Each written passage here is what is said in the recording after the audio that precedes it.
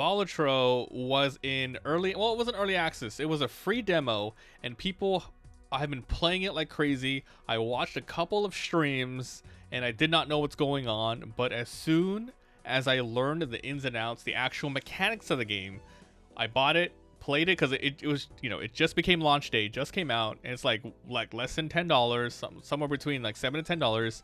We played for like 4 hours straight. It's a really good game, and we're gonna get into it now. Balatro is a roguelike poker game.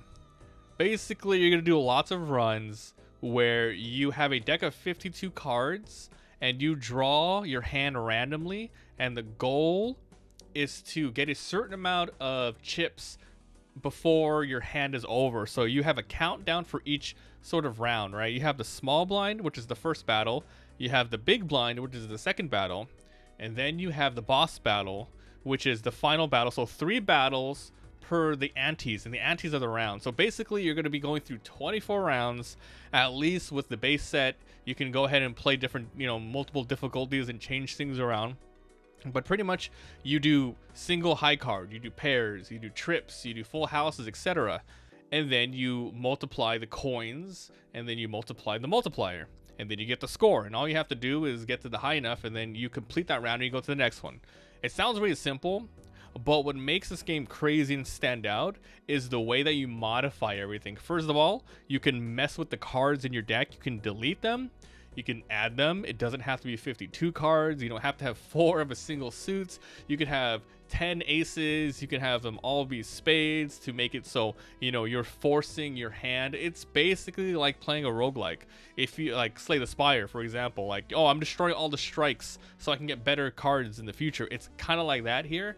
And then you have a lot of multipliers outside of that, such as relics. In this game, there's like 150 different types of Joker cards that you can add to your deck.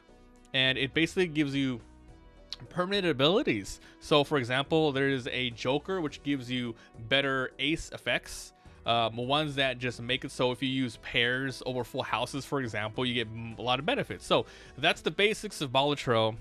I think the game's really fun. We've been playing it for a while, and there's not much to it besides what I literally just explained. You're going to be doing that over and over and over again, but it's the sheer amount of customizations that you can have on your decks during the run, and outside of the run, you're going to be unlocking a lot of stuff. It's one of those games that has a lot of perma progression. So, you start with the basic red deck, which gives you +1 extra discard. Next, you're going to unlock a blue deck, and then a yellow deck, which gives you more money, and then a black deck, etc. And then everything just gets intertwined, and there's a lot more things to unlock later, but that is pretty much it. It's a good game. I really highly recommend it.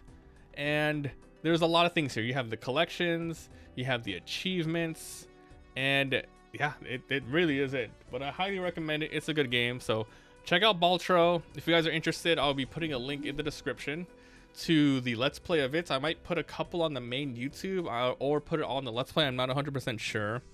But this game is well made. It might not have the most prettiest UIs, and you will not know what the hell is going on if you just go into a stream and you just look. You just don't know.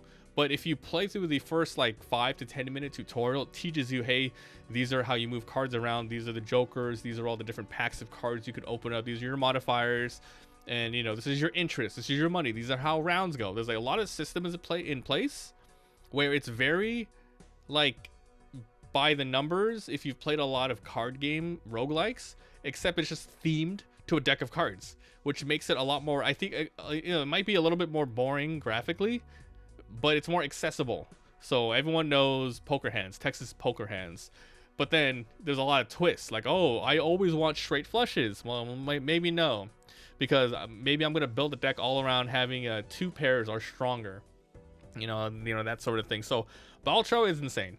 Like, I'm glad I waited until version 1.0 because there was really no rush to play this. It wasn't like, it's not like a gigantic Elden Ring type of game. You just jump on in. So it's okay to just wait till the end because there might have been lots of balances and extra stuff put in. And basically, I'm getting the full 1.0 experience. So that's it. So let me know what you guys think of Balatro. It's been a quick review because, well, that's it. There's not much to talk about the game, but it is well worth your time and money, especially if you are into these types of roguelike games. So not much to look at, but the content is very deep. Thanks, and we'll see you guys next time.